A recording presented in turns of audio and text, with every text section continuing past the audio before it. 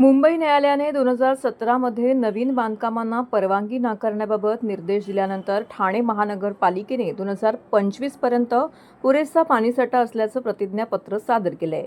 पण या कालावधीत शेकडो इमारती उभ्या राहिल्यामुळे पाणी टंचाई तीव्र झाली असून लाखो ठाणेकरांचे हाल होत आहेत.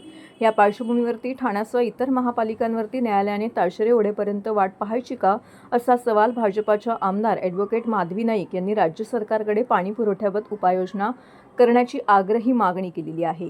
बारवी धरणातील घटणारा पाणीसाठा व जिल्ह्यातील तीव्र पाणी टंचाई संदर्भात भाजपाचे आमदार निरंजन डावखरे यांच्यासह सदस्यांनी मांडलेल्या लक्षवेधी सूचनेवेळी आमदार ॲडव्होकेट माधवी नाईक यांनी ठाणे शहर व जिल्ह्यातील पाणी टंचाईकडे लक्ष वेधलं आहे. तसेच पाणीपुरवठा राज्यमंत्री मेघना साकोरे यांच्याकडे ठाणे व जिल्ह्यातील इतर महापालिका क्षेत्रातील पाणी टंचाईबाबतचा राज्य सरकारकडून दखल घेण्याची विनंती केलेली आहे. भावली धरण पाणीपुरवठा योजना डिसेंबरपर्यंत पूर्ण. भावली धरणातून शहापूर तालुक्यातील 97 गावं आणि 259 पाण्यांसाठी पाणीपुरवठा योजनेसाठी 200 कोटी रुपये खर्च होऊनही पाणी योजना रखडली आहे. ग्रामस्थांना पाणी आणण्यासाठी डोंगरावरून ये-जा करावी लागते. राज्य सरकारने निधी देऊनही ग्रामस्थांना फायदा झालेला नाही. याकडे आमदार माधवी नाईक यांनी लक्ष वेधलंय. त्यावेळी पाणीपुरवठा राज्यमंत्री मेघना साकोरे यांनी येत्या डिसेंबरपर्यंत योजनेचं काम पूर्ण होणार असल्याचं नमूद केलं आहे. निमित्ताने पुन्हा एकदा हे चित्र स्पष्ट झालेलं आहे की पाण्याचा तुटवडा प्रचंड मोठ्या प्रमाणावर आहे. त्यामुळे हा एक प्रकारे कंटेम्प्ट ऑफ कोर्ट आहे की खोटं प्रतिज्ञापत्र दाखल केलं गेलं.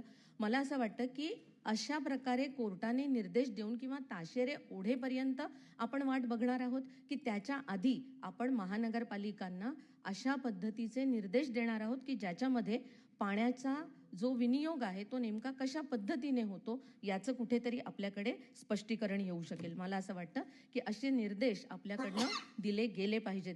यामध्ये आणखीन एक, जसं बारवी धरणाचा विषय निघाला, त्याच्यामध्ये अजून एक खरं तर 2022 साली माननीय मुख्यमंत्री देवेंद्रजी यांच्या पुढाकाराने एक भावली धरणाची योजना देखील मंजूर झालेली होती.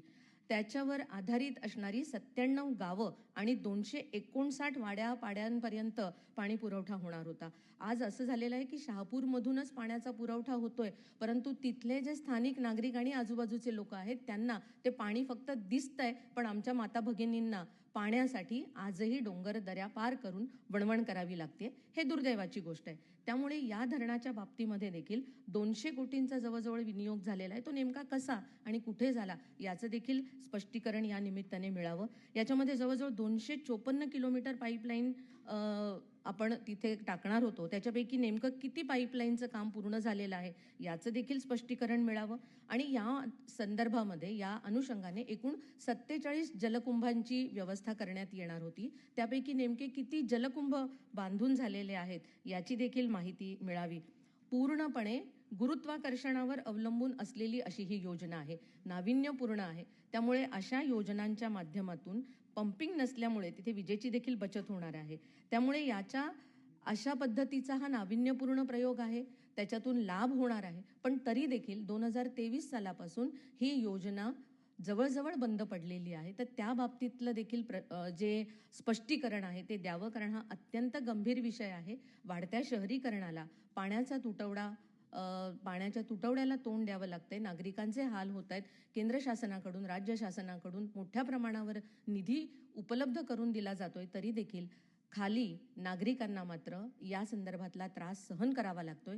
याची गंभीर दखल घेऊन या सगळ्या प्रश्नांची उत्तरं मिळावीत अशी आमची अपेक्षा आहे. मंत्री महोदय.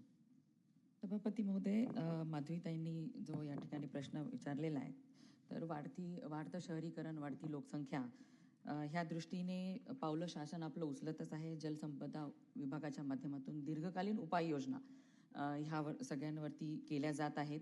आणि जे भावली धरणाच्या बाबतीमध्ये आपण जो प्रश्न विचारलेला आहे त्याचंही काम प्रगतीपथावर आहे आणि ह्या डिसेंबरपर्यंत हे काम पूर्ण होणार आहे.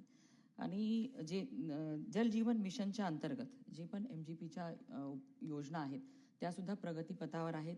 60% काम पूर्ण झालेलं आहे आणि लवकरच ते 100% काम पूर्ण झाल्यानंतर ह्या पाण्याची अडचण दूर होणार आहे.